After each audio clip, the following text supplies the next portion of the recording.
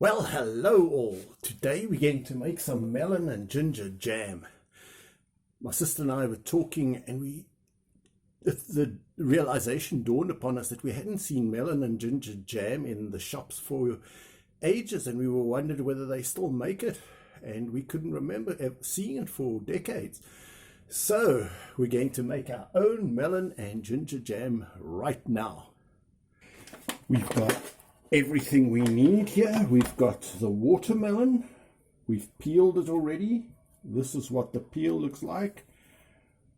And we've got a few lemons. We've got ginger powder and sugar. So we're all set to make our own melon and ginger jam. The first thing I have to do is, once we've peeled the watermelon, we've got to cut it up into thin little blocks. So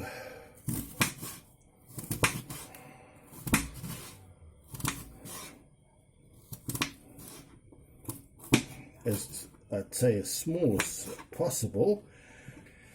The next thing we're going to do is, on our induction cooker, we are going to boil this watermelon peel for about 20 minutes, or till it's a bit cooked and I guess a bit softer. The recipe says 20 minutes. So I've got about as much as I can fit into this pot, and we've boiled a kettle of water. So the idea is normally to fill it till you just cover the fruit. You don't want too much water in, because all the water you put in is going to have to eventually boil away.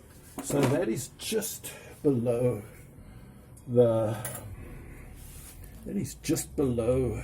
fruit line, and that'll be a fine amount of water. Let's switch it on and get it boiling. So let's squeeze, I'd say, these 3 lemons and put that in for a bit of flavor and a bit of sourness. So let's grate this lemon into, we've got 3 smallish lemons, and they do suggest lemon with a recipe, and this is a large amount of watermelon, so let's put these 3 small lemons in, but we'll put it in last, towards the end when it's cooked a bit. So now it's going to boil for about half an hour. So it's been boiling for half an hour now. The recipe said add the sugar at first, at the very first, and boil it for half an hour. Then add the ginger and the lemon juice, and then boil it for another half an hour. So if you look at these boiled pieces of watermelon, they are softening. I like to add the sugar at the very last. I like to add everything at the very last, because let me tell you why. When you add sugar, it doesn't reduce as well. The sugar retains the water, so this is going to boil off water far easier. Also, look how much water we've got. We could actually pour off a whole lot of this water before we add the sugar, and then we don't need as much sugar, because it'll just be so much easier to make the jam with far less water. The less water you've got, the better. So the watermelon has actually provided a whole lot of water. So I'm going to boil it again for at least another 20 minutes. Let this really soften up. And then I'm adding everything all at once: the sugar, the ginger, and the lemon. And then it doesn't have that long to reduce. And I'm probably going to pour off as much of this water as possible before I add the sugar. So it's boiled now for 40 minutes, but I was just wondering, how much pectin has watermelon got? So I thought, I looked it up on ChatGPT. Watermelon hasn't got that much pectin, so I thought, why not add, and I always keep apple peels and apple cores, why not add these for the last 20 minutes of a boil? Let's add at least the peels, and that will add. So as I say, every time I eat an apple, I keep the apple peels just for the pectin content, and I also keep the apple cores. I guess we might as well throw in the apple cores as well, and we'll just cut the stalks and the pips out. So let's boil for the last 20 minutes of this. Let's boil this up with a bit of apple for extra pectin to make sure that our jam sets. And I would say this apple probably only needs about 20 minutes of boiling for it to soften and release its pectin. So here are packets, as I say, of at various times when I've eaten apples, I've kept the core and the skin. So let's add a bit of pectin to this whole watermelon situation. I'm going to pour off. I think there's too much water still. So watermelon obviously contains a lot of water. So I want to pour off some of that water. There's almost very little water left in there. So there is our jam. There's just about 3 centimeters or an inch of water. In fact, there's almost enough. If you look at that, there's enough water still to cover everything. I mean, that's a lot of water. And I'm actually thinking, honestly, I want to get leave as little water in here as possible. So we can always add more water. Right, so there's still obviously water because everything's covered in water at the moment.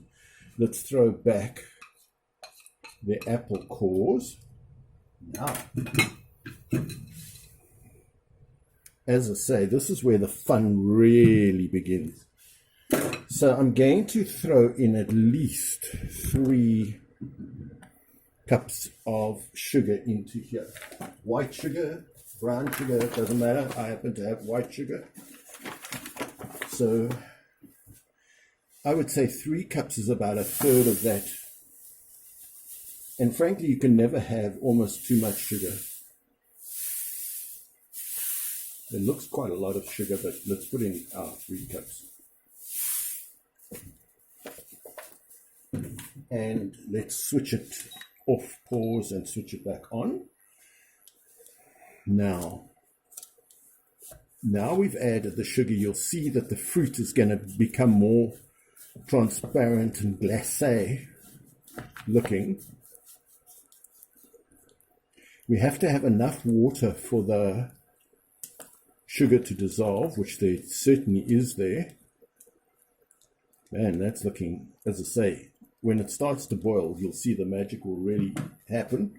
Just look at all that water that we took off, almost half the amount of water, because this is quite a watery fruit.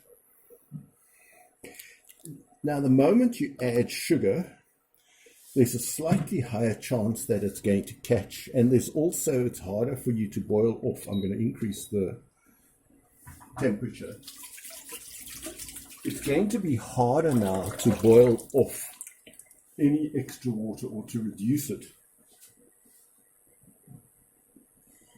And as I say, you're going to have to be more careful now that it will want to catch.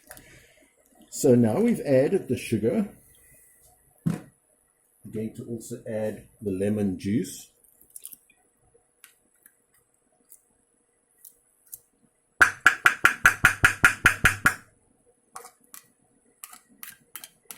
So that's the lemon juice. And, you know, I really don't know how much ginger we need to add. So we'll add less and then we can always add more. So let's just give it a taste of ginger. And like I say, we can always add more ginger later on. So let's actually do that to taste.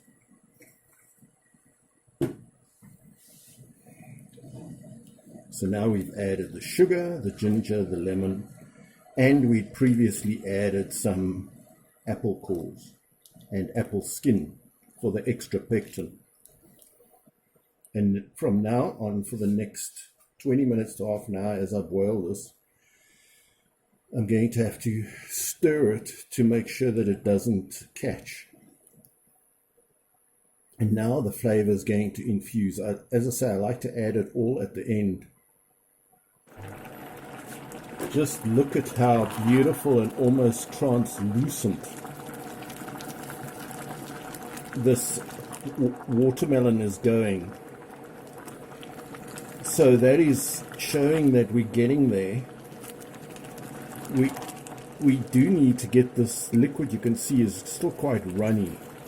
We want it more like a syrup. But we still have 10 minutes to go before it's boiled now, in total an hour and a half. It's been an hour and 35 minutes. I think I'm going to stop now. Otherwise our jam is just going to get too dry. There's not going to be enough liquid in it. You can see it's no longer like watery. It's somewhat thicker. And I'm sure that's got enough pectin in that when it gets cold, it's going to dry. It's going to harden into a jam, into a sort of a solid state. So let's switch off. This jam has cooled down somewhat. So let's take it out of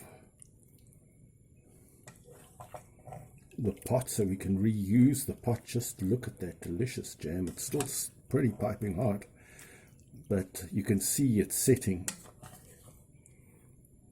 It's going to be the perfect consistency, and wow, that looks just divine. It looks pretty perfect. So here is a piece of flatbread. Let's put that on with a bit of the juice that's going to still harden.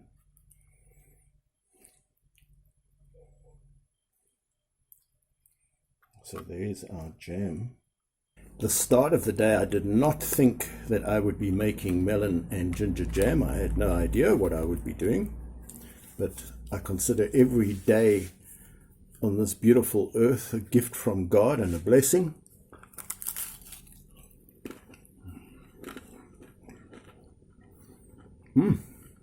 That is truly delicious. See, I'm past my best before date, but I'm before my expiry date, so every day on earth is a pleasant surprise, especially if one can find something to occupy the time so pleasantly with. So,